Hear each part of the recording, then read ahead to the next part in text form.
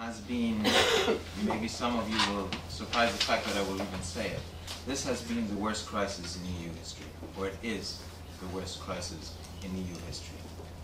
It is a crisis which is shaken the basic, the fundamentals of the European Union.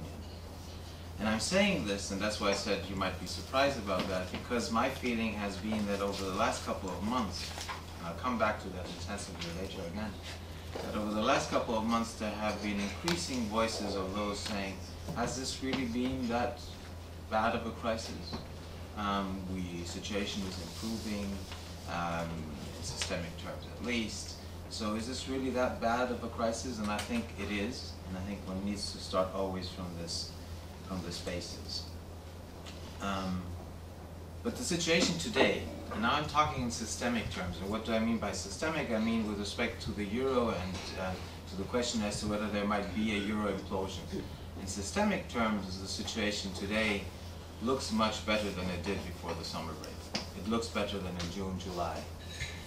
And it looks better for three reasons, not only one. The one reason which everybody has in one's mind is that the ECB decided to put out the big bazooka to introduce the OMT program, or a program which says that the ECB would buy unlimited bonds on the secondary market under certain conditions. That's important to say, under conditions. It's not something they would do without posing conditions attractive to that.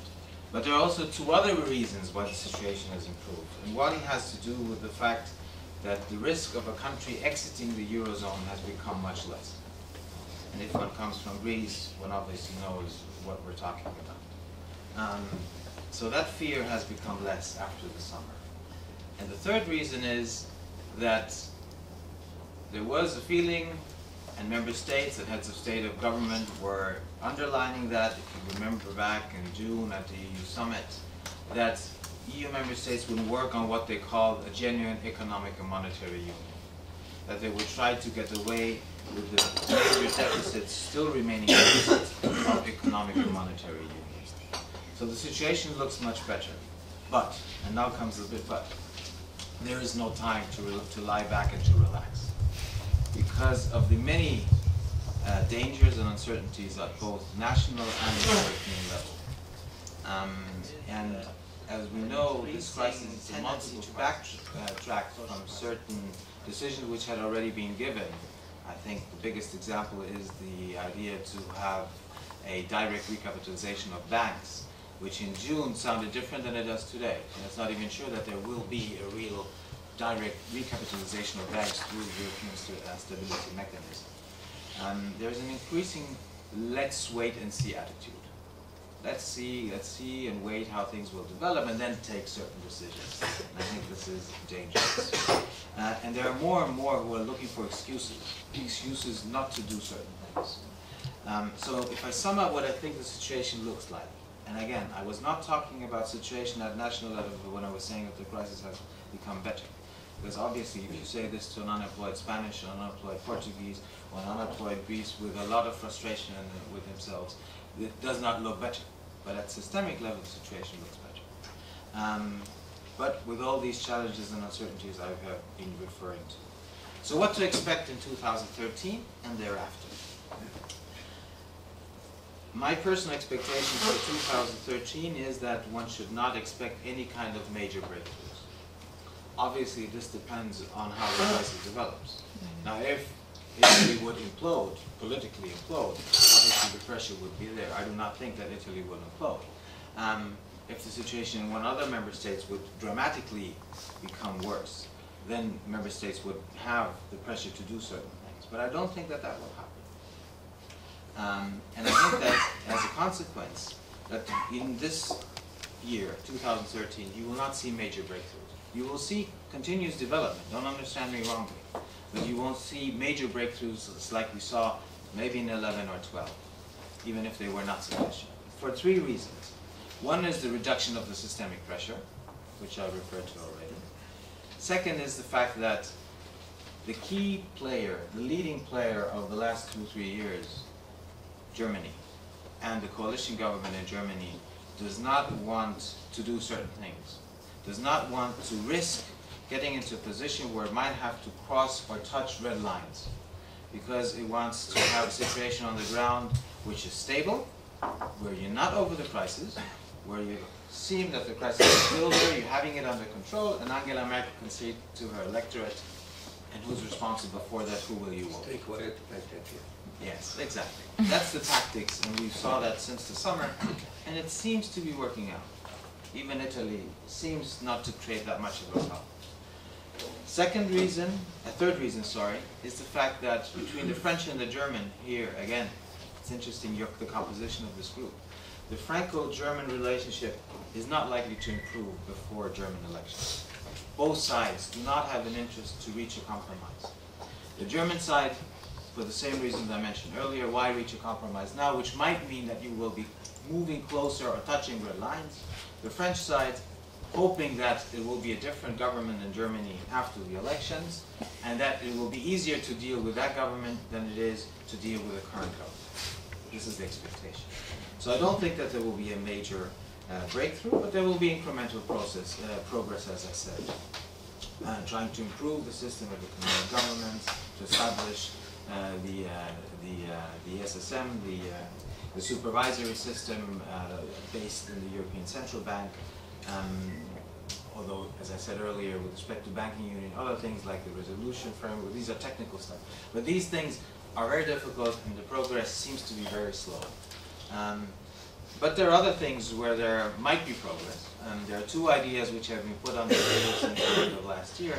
One is the idea, this is a bit technical, but just to tell you what I meant, where there might be some movement, to have contractual agreements, contracts, bilateral between member states and the EU, the Commission, and that these bilateral contracts, member states would have to ratify, the national parliaments would have to ratify, and then you might even have incentives. So if you say, I'm going to reform X, Y, Z in my country, there might be some money coming from somewhere. I'm saying this very broadly because this is the state of affairs. Right? It's not clear what exactly these bilateral contracts will look like. It's not clear how big any kind of budget or fund related to that will look like, how it would operate. All these questions are unclear. Even in intellectual terms and in political terms, it's even less clear how a compromise could look like. But there's progress with respect to that, and there might be progress with respect to other things. But in December, at the December summit, that had been announced already in June and after June. The December summit should have given a clear roadmap to the so-called genuine economic and monetary union, fulfilling the monetary union. And the EU member states, the heads of state and government in December, were not able to put together that kind of a roadmap. They put together a mini roadmap until June, but with respect to completing the economic and monetary union, there is no clear roadmap. And the question, and now I come to after 2013, it's unclear what will happen. If you look at what possibly could be done beyond those things which have already been put on track, you can have different things in your mind. Let me just mention a couple of potential things. You could think of tighter control of national budgets, having a super commissioner, which has already been proposed. You could think of some form of timely limited, and limited also in extent, mutualization of debt. You could think of deeper coordination in fields such as taxation. You could think of further integrating or strengthening the Eurogroup. You could think of strengthening the democratic legitimacy and accountability of the European Union. This is one of the four pillars of GMU, by the way. It has a pillar of financial, economic, fiscal, and political union. And this fourth pillar is the pillar which has not been addressed really up till now. It's the weakest of any kind of consideration which were out there, besides saying the principle that we need democratic legitimacy at the level where decisions are being taken. And this is, I'm not joking, this is what you find in the official documents. Besides that, there's no agreement as to what should be done. There are different reasons for that. If you wish, we can come back to that. But and all these ideas which I've just mentioned are not my ideas. They are ideas which you can find in the Commission's blueprint. You can find them in the Four Presidents report, which was produced in December under the guidance of President Van Rompuy. And you can think of more of these things. But many of these things would require treaty change. And I'm coming to the end of my introduction, which already been too long. Many of these things would require treaty change. And there the appetite is becoming less and less. There's less and less appetite to say, to open the Pandora box. To say, if we want to do certain reforms, that will require treaty change. Why do that? If the situation systemically, not at the individual situation in member states, but systemically is not as bad, why do certain things and open the treaties? Maybe you have even a convention which would include other actors besides governments, but also national parliamentarians, members of the European Parliament, or something, civil society, or something which might be not fully like the last convention, could also be a bit different than that. But to go along this path, I think there's less and less appetite. And the idea out there, and I will conclude with that, the idea out there is, and I heard that again last night, I won't say from whom, was we need to work on output legitimacy. We need to create jobs and growth. This is what we have to concentrate on. This is not wrong. Obviously, it's not wrong. But with respect to looking at the input side, how to change the European Union with respect to its institutional structures to make it more democratic, more accountable, to also engage with the citizens in a debate about what has been done up till now, and what might be done, this is being pushed into the corners. There's less and less appetite for that. I understand the reasons. We all followed what happened with the constitutional treaty and the problems with ratification. But I think that this is problematic because it means that you do not seek the discourse with citizens. But I think this is a trend, and there are good reasons to be in favor of that or to be against it. But I think one reason to be against it is, if one thing is good about the crisis, is that the EU has always been able to exploit it. There has been an iron law in EU integration history that the EU always emerges stronger out of crisis. It might happen again this time, maybe, but there are certain limits if you're not ready to go further with respect to also issues which might involve treaty change. Thank you for your attention.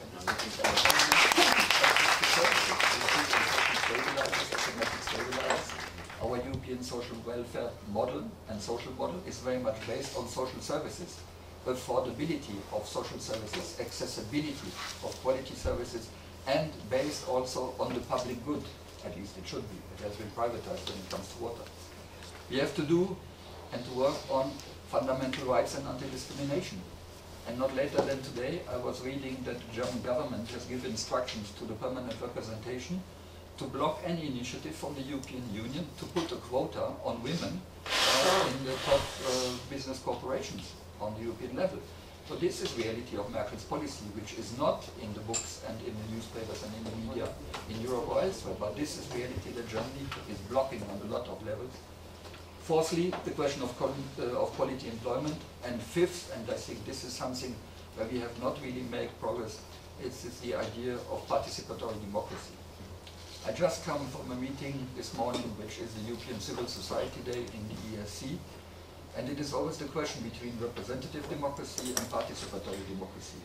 Our way, and I think at least we have made some progress here on the European level, and we have a recognition, and for example I have also the pleasure to work regularly with the EPC, because I think this is fantastic that we can hear between trade union movements, civil society, think tanks, independently of our own political convictions, but that we can work together because we have a responsibility.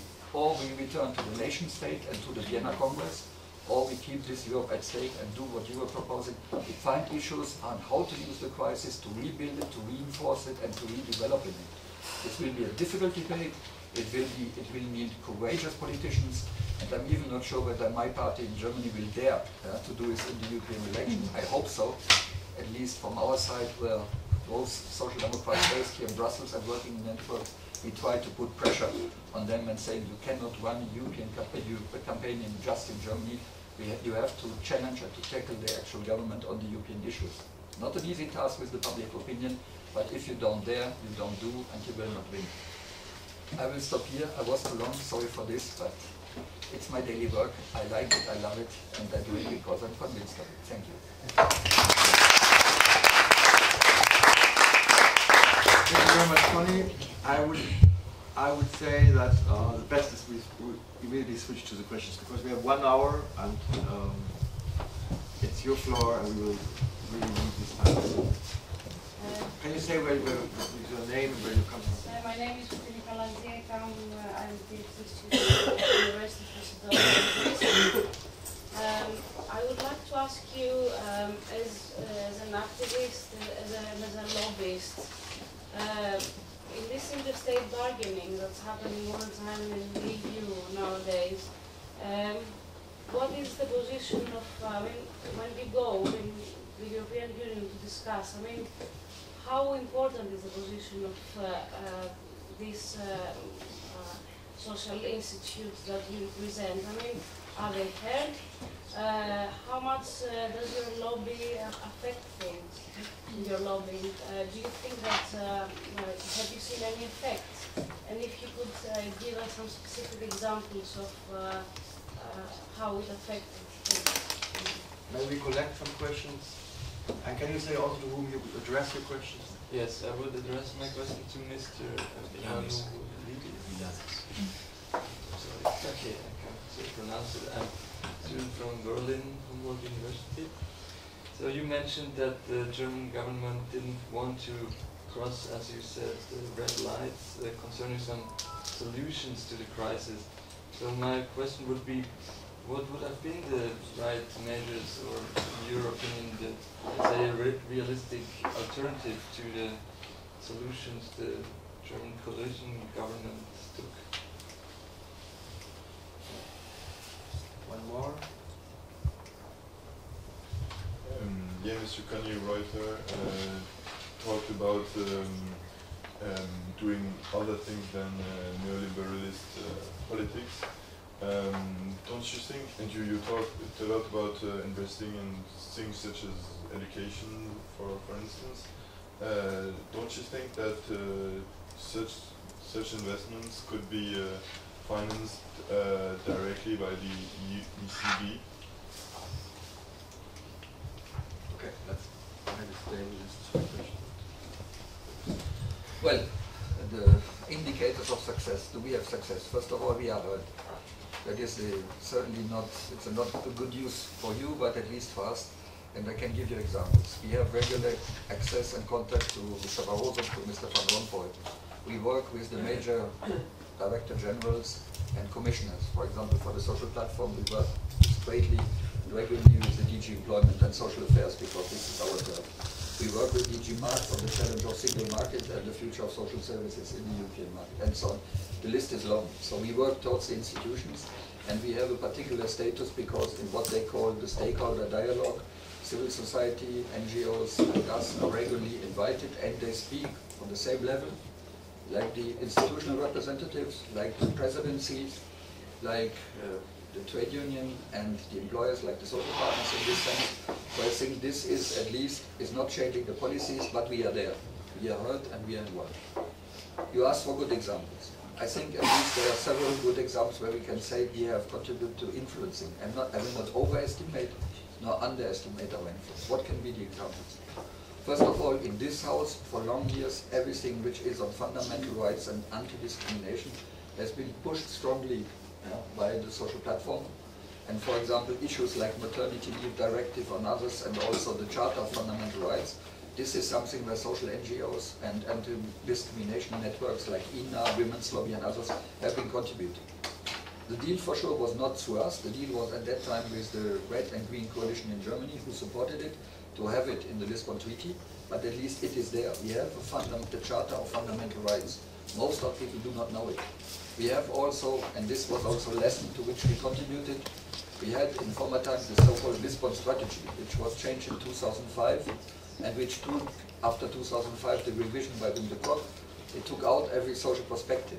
We have now a Europe 2020 strategy, in which we have targets on employment, on poverty reduction, and also on the question of new skills for new jobs, meaning investment in education and training. So I think there's a lot where we have been contributing to. We have not the ownership, but at least we work on the opinion, on the changing, and also we contributed when it comes to what is called the European semester.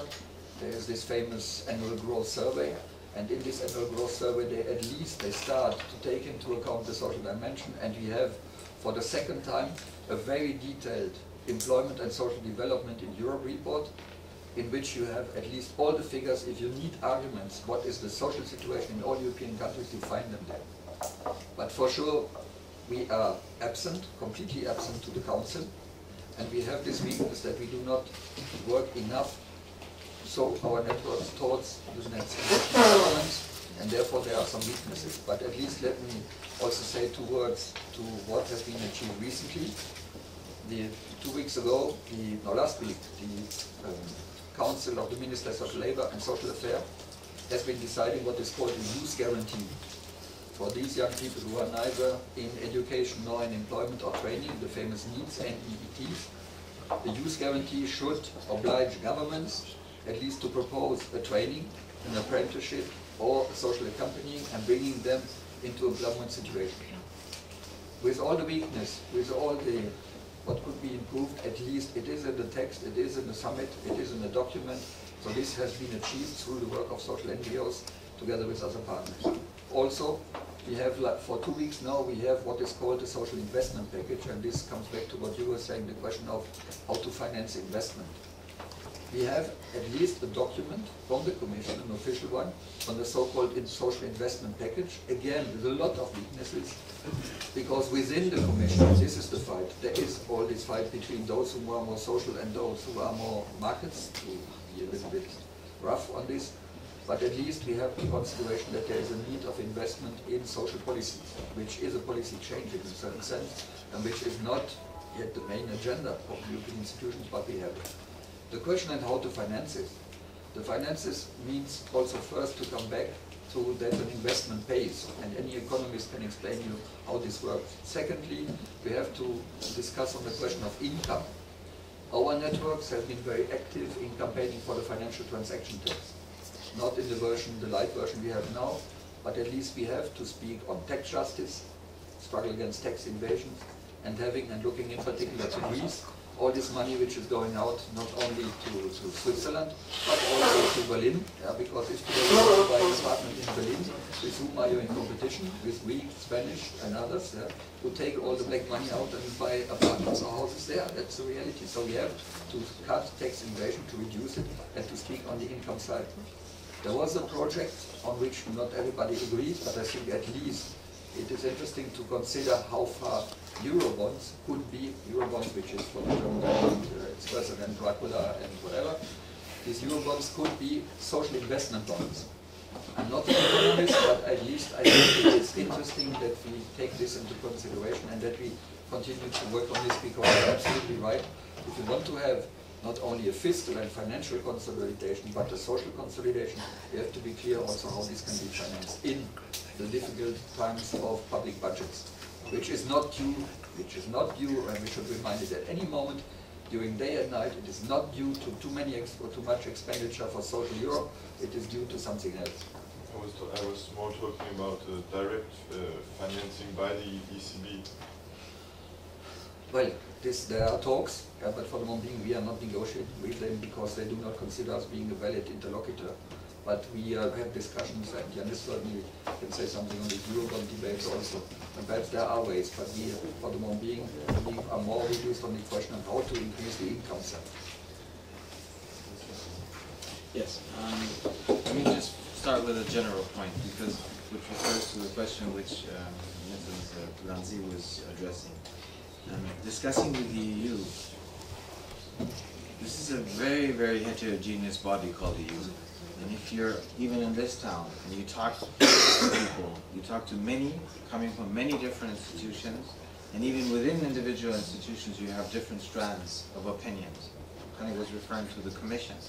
So, talking to the EU, discussing with the EU, who are you discussing with? And then you also have the member states level. So this is a very complex apparatus. And I think that we also need to be fair. If you look back over the last 3 years, things have happened which 5 years or 6 years ago would not have been possible. You can say, are they perfect? No, they're not. Are they sufficient? No, they're not. Does more need to be done? Obviously more needs to be done. Connie was referring especially to the social elements, but also with respect to other elements like economic governance. We're by far not at the end of what could be done and should be done. But you need to find consensus. You need to have 27, or at least the 17 So all member states or all member states of the Eurozone agreeing to what should be done. And finding that consensus is enormously difficult. Because all of these 27 have their national constituencies, their national considerations, they have to go back to their home country and defend of what they did, and they need a narrative explaining why this was the right thing to do in every member state. And it's enormous if you look after, if you ever have not to do something for 2 hours, take the time looking at press conferences after important European Council meetings. Everybody had a success. Everybody succeeded. It's interesting, but that's what you need. You need to find a consensus, and that is enormously difficult to achieve and to get to.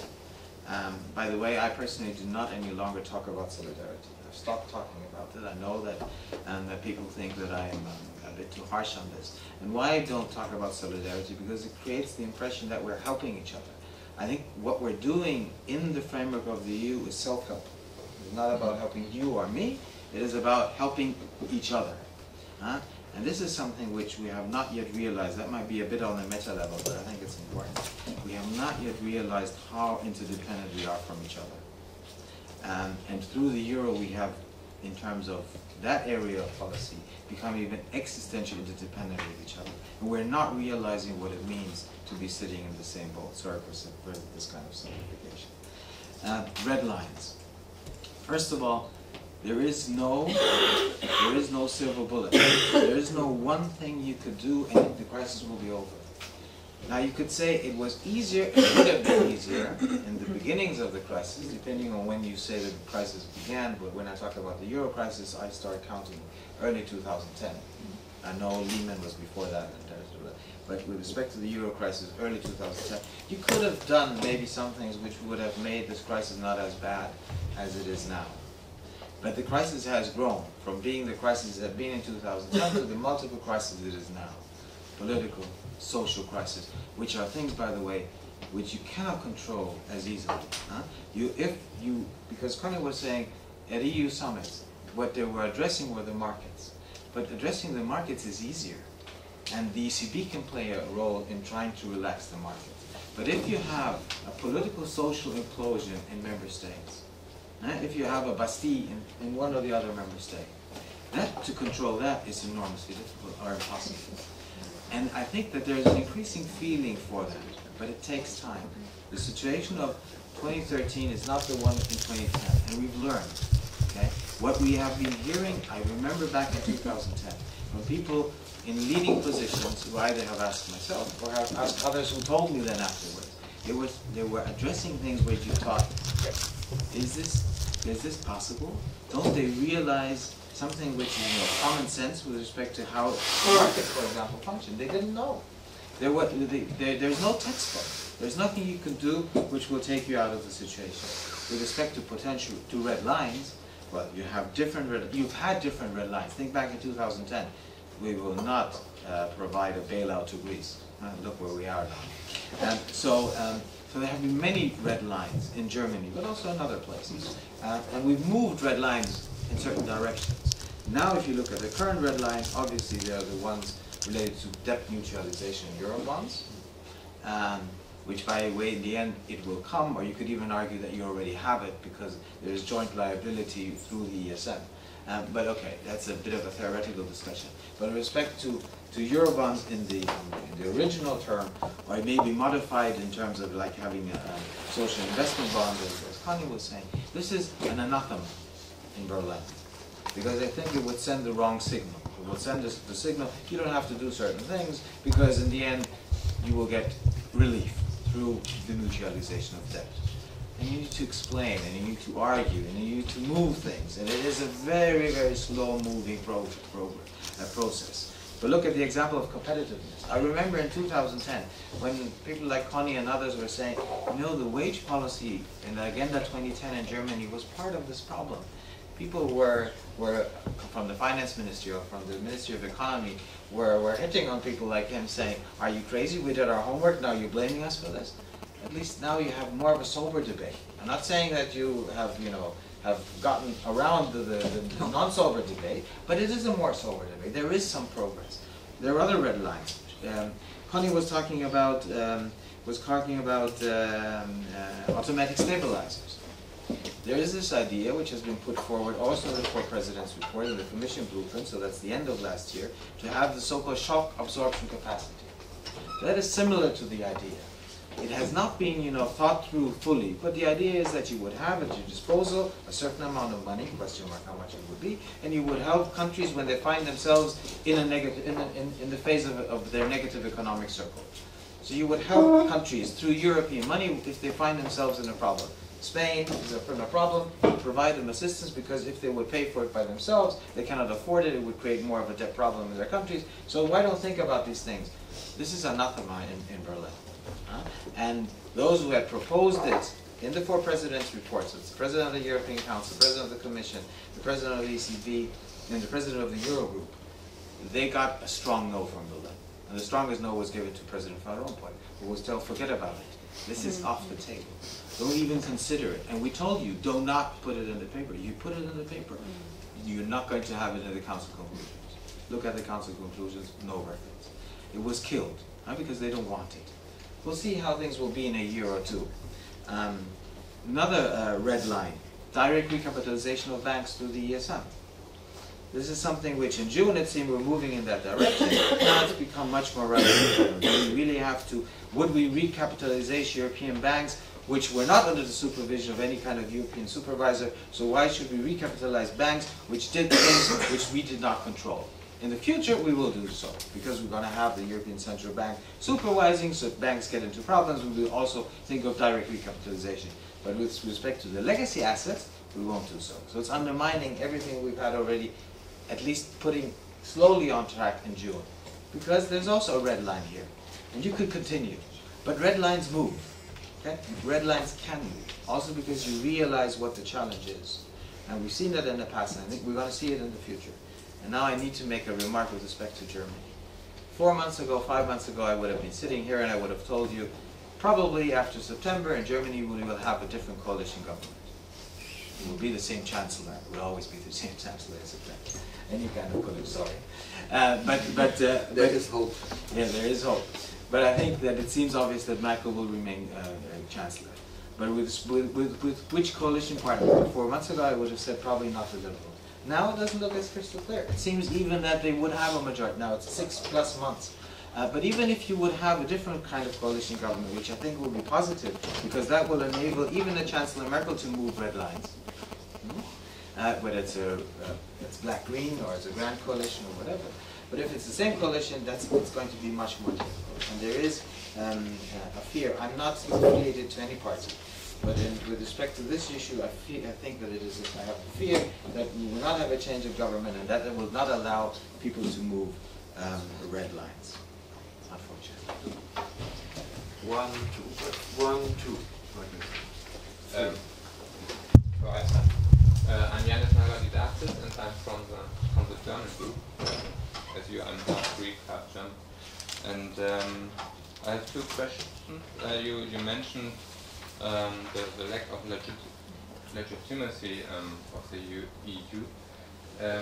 To look forward, do you have any proposals to improve this?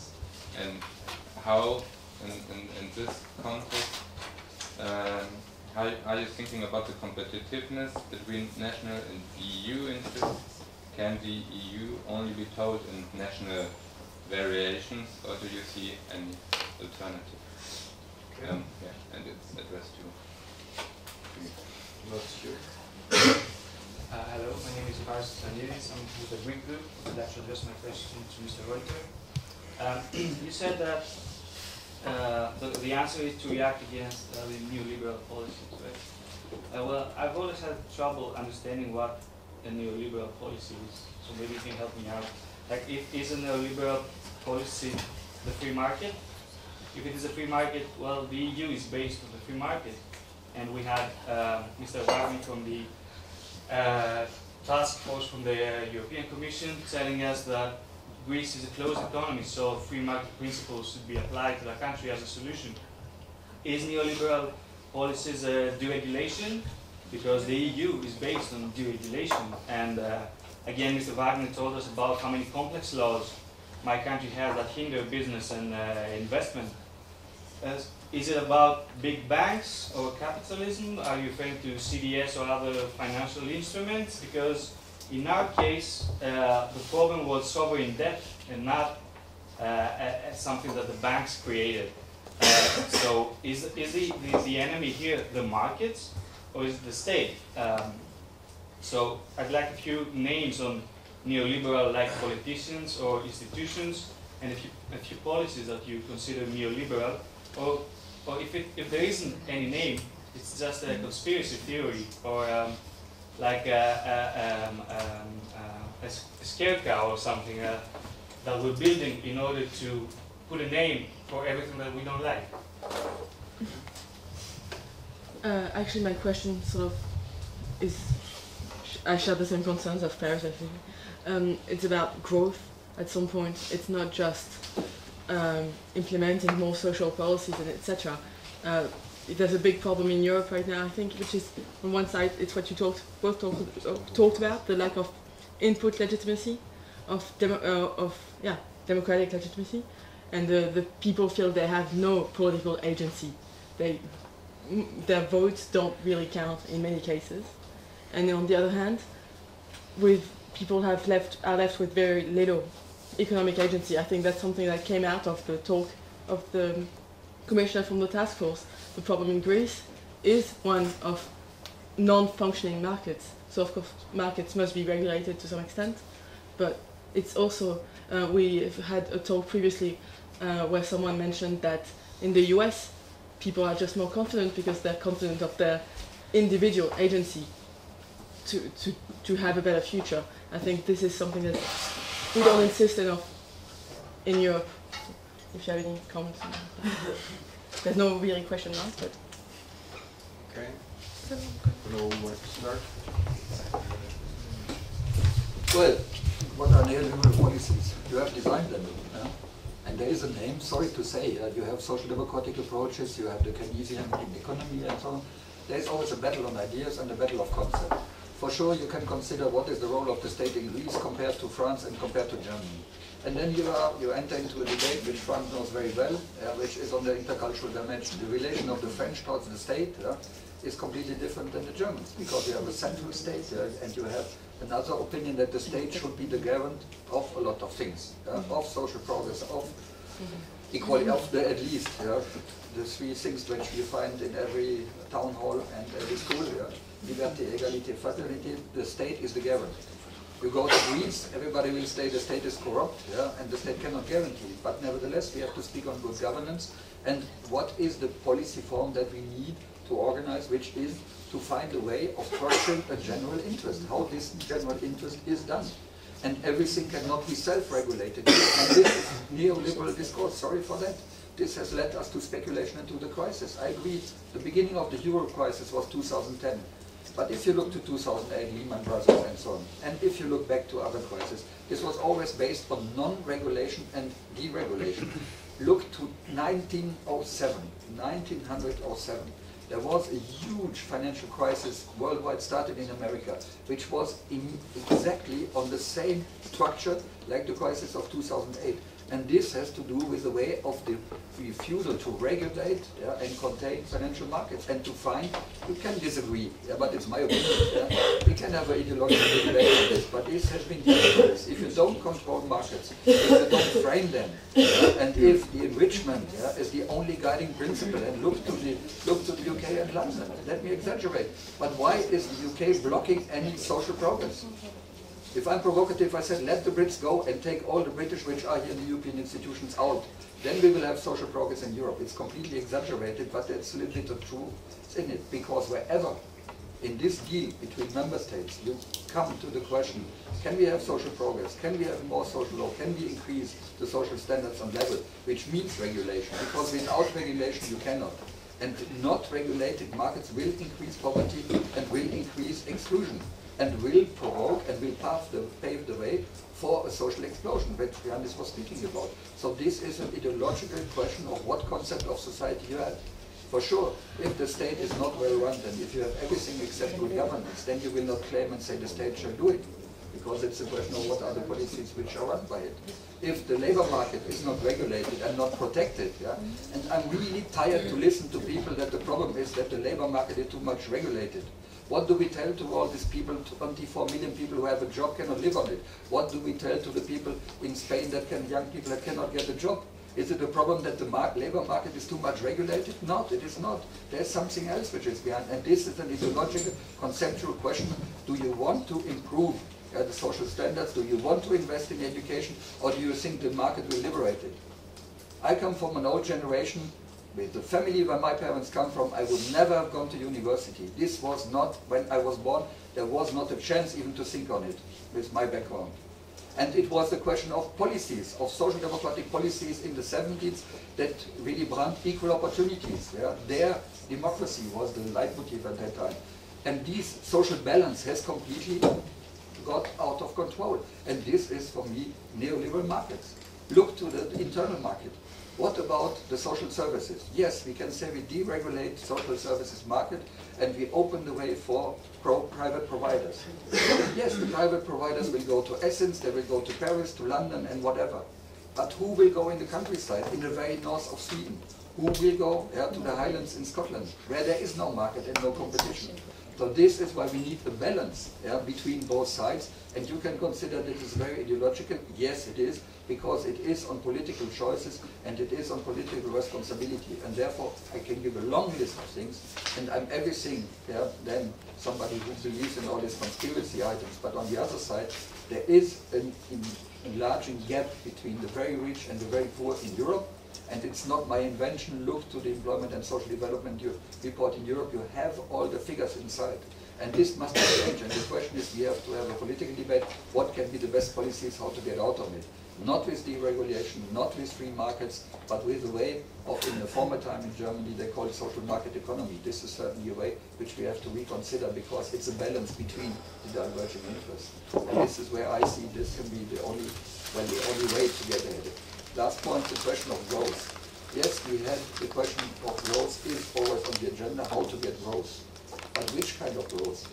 And we have made progress on the European level. We have a Europe 2020 strategy, which is smart, sustainable and inclusive growth. Because there's also a question how to get to growth, how to get to employment, how to get to job, and how to invest in fields that in industrial and employment policy is possible. And we have seen, look to Eastern Germany. You cannot, when the industry is disappearing, you cannot just say, instead of industry employment, we will have services industry. No, it's not an industry. That can be a solution, but you have the same move of hundreds of thousands of people towards Western Germany, where there is industry, where there is employment. So these balances we have to organize and have to regulate it. And this is why I'm perhaps a little bit too conservative and a little bit too social democratic. But I think that is the only way, is to find a balance with the diverging interests. And this means to contain, but for sure, this can only be managed if you dare to think also on the question of improving governance and having democratic legitimacy and having good governance also through the institutions. Lack of legitimacy and proposals to counter it. First of all, as you perfectly know, this legitimacy discussion is not new. We're having it for many years, probably decades. The solution brought forward in the past at European level has always been strengthening European Parliament. Unfortunately, if you look at voter turnout, that didn't really help. So this feeling of that the EU is not enjoying legitimacy is not old, is not new, but it has become worse. The elite crisis. The EU is being perceived as an elitist project. Elites are in crisis. The EU is much more in crisis. The TINA syndrome. There is no alternative syndrome. What can we do? We need to help the Greeks, although they're lazy. We need to do reforms because the Germans and the Troika is telling us so. I'm simplifying it. But this attitude of there is no alternative is a challenge. And it is a challenge also at European level. Now I've become much more of a pragmatist. And I think that you need to, at European level, look at what kind of reform you have put in place and you will put in place. And then ask what will that require with respect to democratic legitimacy. Just giving you an example. If you want to put in place these bilateral contracts between member states and the EU/the Commission, who would have to ratify? National parliaments. What role would the European Parliament have to play, if any kind of role? But in order to answer these questions, you first of all need to know what is the construction you're talking about exactly going to look like, and then ask, what does it mean with respect to democratic legitimacy? That's why I'm saying I'm a bit of a pragmatist here. Because I've been at these discussions about how to increase democratic legitimacy, the last 2 weeks in Berlin with interested people, no solutions.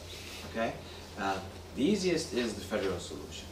I want a federal union, I want the Commission to become the executive, something which will resemble a government.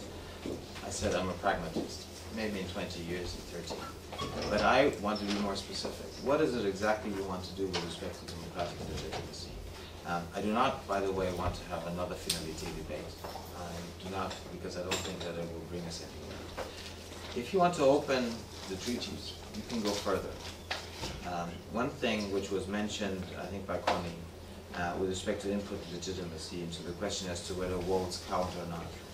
The idea of having a transnational list of a number of members of the European Parliament being elected through a list which is EU-wide. An idea which has been put officially forward also by Andrew Duff of the European Parliament, which the European Parliament did not in the end agree to, by the way, which is interesting. The European Parliament itself did not want to strike that. Not those people dealing with constitutional and institutional affairs, they wanted it, but others did. So this would be an interesting idea, because out of these 25, that was the idea, you would then also select the Commission President, for example, or maybe even other posts. That's an interesting idea, but for that you need treaty change. Right? So it would have to be part of an overall framework, of an overall package. And you can have other ideas. I have a problem if there is increasing this feeling, well, do we need a Euro Parliament consisting only of members of the European Parliament from the Euro countries? Do we need something which is mixed? So members of national parliaments from Euro countries and members of European Parliament from Euro countries coming together.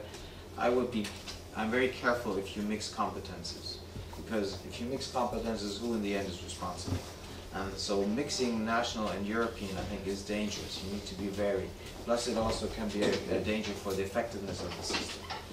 And then I cannot but not, and I'll be very short, address what you've been saying, Badi, with respect to the neoliberal. I think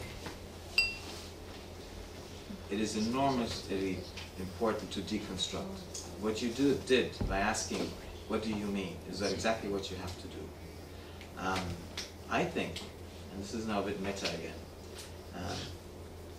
we are still trying to analyze what kind of crisis this is. We have not, there are different interpretations, there are different readings, whether they come from economists, from political scientists, or whatever, political philosophers. But even with respect to the analysis, I think we haven't come to the right conclusion yet.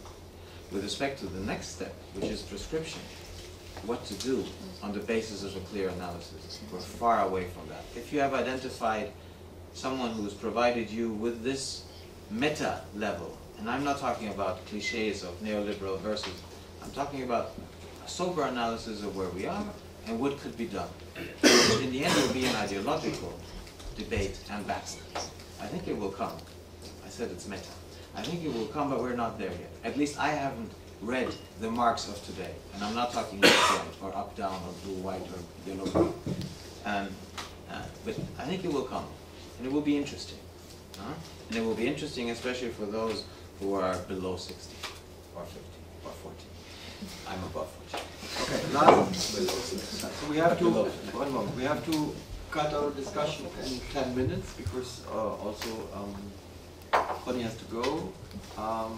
So last 3 questions. One, I saw you. Second, 1, 2, 3. Okay, then we start with you. Yep, the question is directed to Herr Reuter. Fernando Velis from the Humboldt University in Berlin. First of all, thank you very much for a very passionate appeal, and I'm very happy that our students are able to witness actors in civil society advocating passionate beliefs. But I think I should clarify that overall I share your ideological position. That's the first thing that I should share, so to qualify where the criticism comes from. But we are here to try to find an inclusive language in which to describe the crisis. We have people from different cultural backgrounds, national backgrounds, and we're looking at ideas for the 21st century of Europe. And even though, as I said, I share your overall picture, I am a bit concerned that in your advocation, you have mentioned cultural belonging, that are certain cultural or ideological backgrounds that could be incompatible with the project you seem to be advocating of the social Europe. And you have this, I understand that, you know, political debate is about finding opposites. But you have used sort of social democrats versus, if you want, neoliberals, the British, and people from East Germany that don't have any sympathy for the Franco-German relationship and the European project. Now, we may have people sitting around the table that belong to those groups.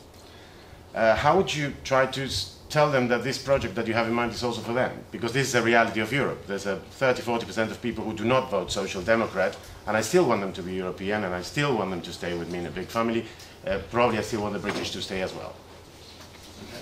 Good. Then Sabina? Yeah, it was just a tiny question concerning, you said, yes, you said that we would need treaty change in order to have like a European list within the European Parliament and to nominate the President of the Commission.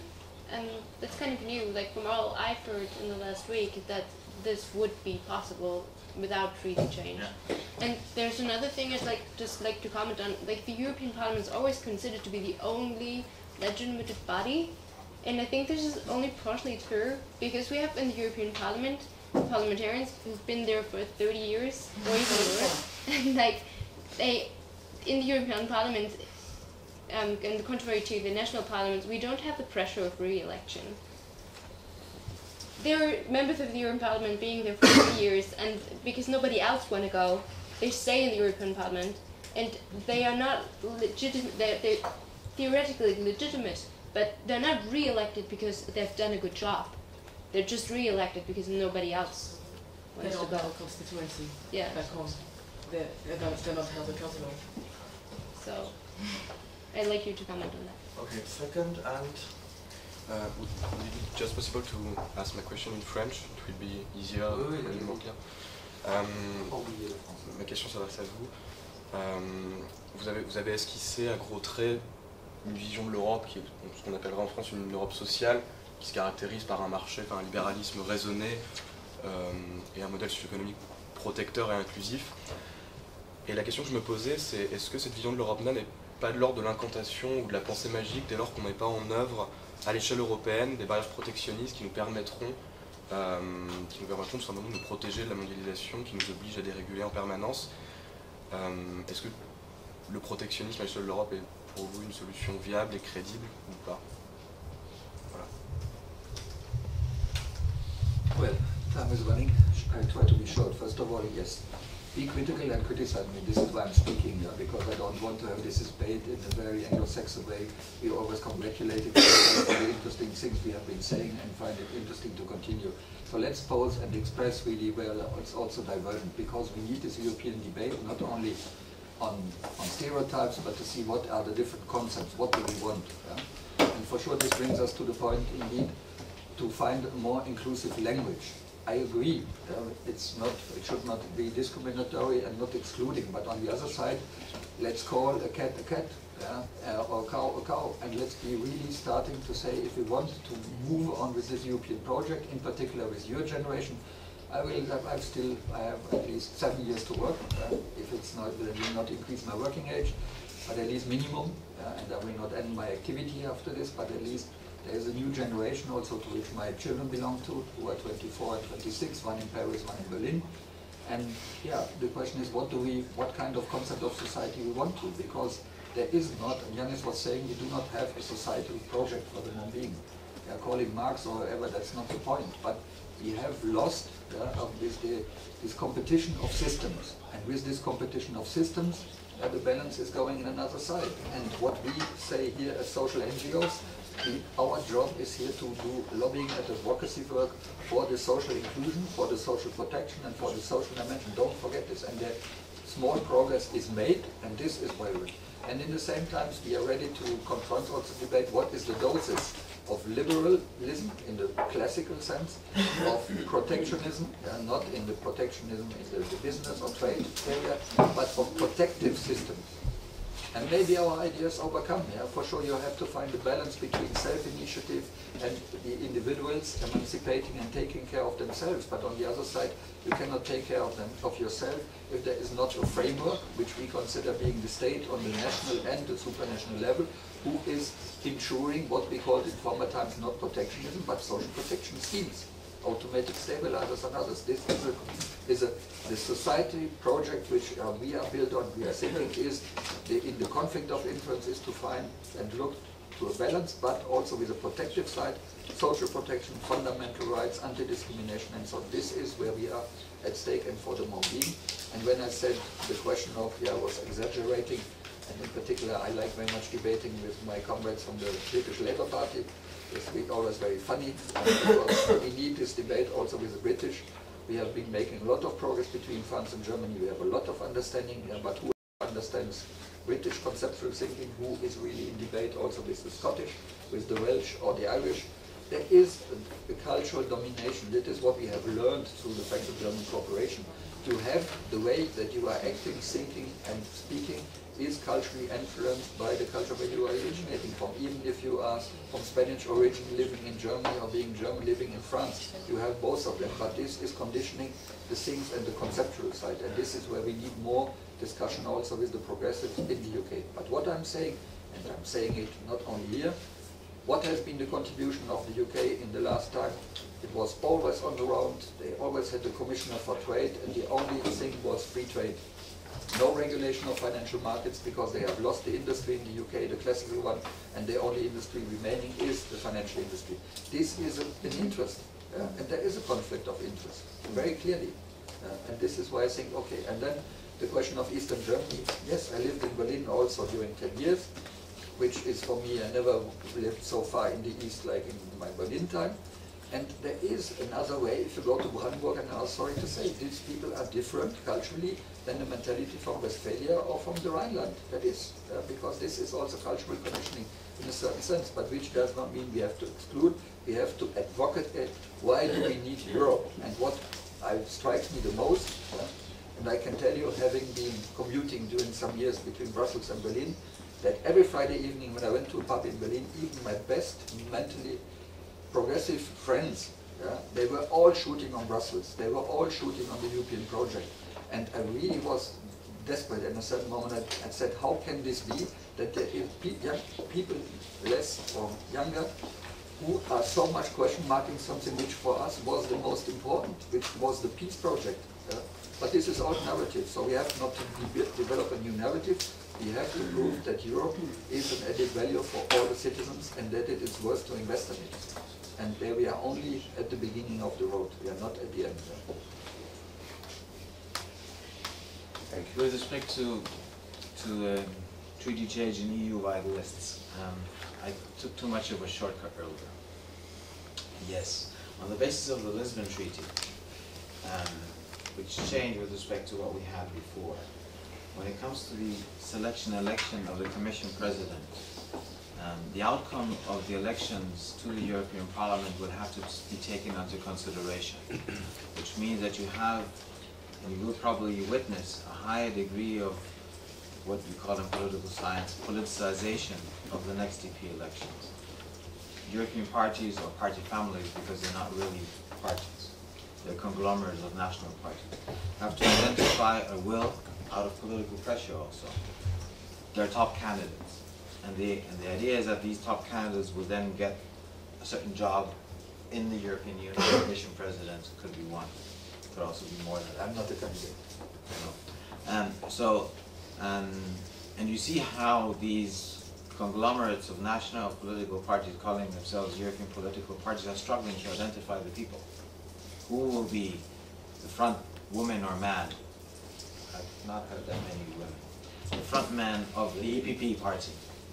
because the EPP will probably be the biggest group in the European Parliament, probably. And if they're the biggest group, the chances of that person becoming maybe next Commission President are rather high. So if you put in place A, B, or C, that will matter. And it's difficult to identify who it would be, who A would be, which shows you that there is already a difference. I think that you can want to see it in 2014. And the high level of personalization will be something which will be an added value. This does not mean that you move from a system which is white to a system which is black. Increasing the level of politicization is a very gradual and many different shadows of gray. And you're moving in a certain direction. What I was referring to is something which goes beyond that. And this is the idea to have a list of 25, that has been Andrew Duff's idea, so use 25. A list of 25 people who will be selected on the basis of a list which will be put to the voters in every EU member state. So you vote 25 members of European Parliament on the basis of a certain list. And out of these 25, that has been the logic, you select top people for the top positions in the framework of the EU, whatever that could be. In order to get that, you need treaty change. You cannot do this on the basis of the Lisbon Treaty. But because not only do you need to have treaty change, but also the effect that would have on the political system, there are people who are against that. Look at national political parties.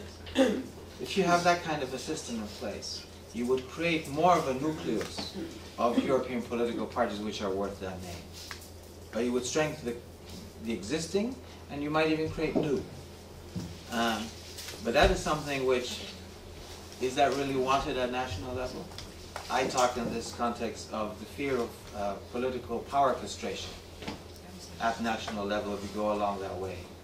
And there is resistance to these things. But with respect, because of the crisis and this debate we have now about democratic legitimacy, accountability, which is not new, but which is identified, there is a certain push. But as I said, you need treaty change, so that's difficult to get because of all that with the dangers related to that. With respect to the EP, the European Parliament, I share many of your criticisms. Obviously, the European Parliament is by far not a perfect parliament. How could it be? In a system which is imperfect, it cannot, by the way, be a perfect parliament. But it's a system which is developed. But some of the things you mentioned, you can also see at national level. We have similar problems at national, or issues, or challenges at national level, like you have in the European Parliament, which is a sui generis problem. And the final point, which came to my mind when you addressed the question to Connie. My personal conviction, now I'm not talking about somebody who professionally analyzing what's happening at EU level. I'm talking as me. Okay? I think that if we sit here in 10, 20 years' time, we will probably be historians and have to write what happened. I think we will come to the conclusion that the iron law of what I spoke earlier of European integration history will have proven itself. I do not know how. Okay? I don't have the crystal ball. But I think it will have proven itself. And I think that this crisis is a crisis which makes the EU mature. If you want, you could make a comparison with every kind of individual, all of us. So we're probably at the age of 14, 15, 16, 17. Although we are older, as in EU. And I think that this crisis will make us more mature. If you mature, you don't mature because times are easy. You mature because you have to do certain things when you're 14, 15, 16, 17. Maybe even when you're 22. Yes. So, sometimes even at the age of 14. I think we're moving through this phase of reaching a new level of maturity. This is not a nice phase. It's a difficult phase. We have Spiria and different other things. But we have to go, I think, through this phase. And this phase is creating a lot of negative stuff. But it's also have some positive stuff. The fact that you now at national level have a debate about European issues. You turn on news shows in France, in Germany, in Greece. EU issues are top. Now they're being looked at from the national perspective. But they are top of the news. It's not always nice. We know all what happened in the media row which we've seen between my two home countries and other examples. We've seen it also in Portugal, we've seen it also in Germany, we've seen, oh sorry, not Germany, you've seen it also in Italy. And you have the resurrection of stereotypes. You have that resurrection of stereotypes. But maybe, let's think about it this way, you need to resurrect stereotypes in order to fight them. Okay? And I usually don't say this, but I was saying in the beginning, I'm not talking about what I do professionally, but as myself. I feel that also with respect to the fact that when I was working as a minor, small part of the apparatus in the think tank community in Germany, I was working for think tanks where we were advising the German government, including also the Chancellor of the Foreign Ministry. And I had the feeling over the last 2 or 3 years that the same people who I know for many years feel that, is this guy maybe, can you fully trust him? When it comes to these issues which we've been discussing, because, what's his name? For me this was, unbelievable, because I haven't changed. Obviously I have changed, but my basics I haven't. But you could feel that, and we probably have to, and every one of us has felt it in one way or the other. We probably have to go through these difficult phases. What we're still lacking, and that comes to what you're doing. We're having an increasing debate, which is good, but we don't have a transnational debate. We sometimes, in the media, we do not have a transnational debate. Sometimes some people coming from other places are being seen in other media. Even voices of Brussels are being heard in national media, which is something which is at least something positive. But then again, you have German talk shows where you have Costas Cordales representing Greece. But I think there is the need to intensify this transnational debate. And what you're doing is a way of doing that, and trying to understand each other. My feeling is if you move around the different parts of Europe, you are confronted with enormously different readings, narratives, explanations of where we stand and what this crisis is. And sometimes people, even at the so-called expert level, do not understand each other. Because they talk about the same subject, but they have a totally different perspective. So you need to overcome these different perspectives. Is this easy? No. Will we be able to accomplish it? I do not know. I believe that we will, but I do not know. Will you go through difficult phases? Yes, we already run through difficult phases. Will it get easier? Maybe at some stage, but not close to today. But I think we're going to reach a new level of maturity, but that needs work, and what you're doing is exactly what needs to be done. And that's why I said at the beginning, when I said thank you for having invited me, I mean it this time. As other times I sometimes say, oh, I have so much to do, why am I here? I didn't think this way when I came to you today. Thank you.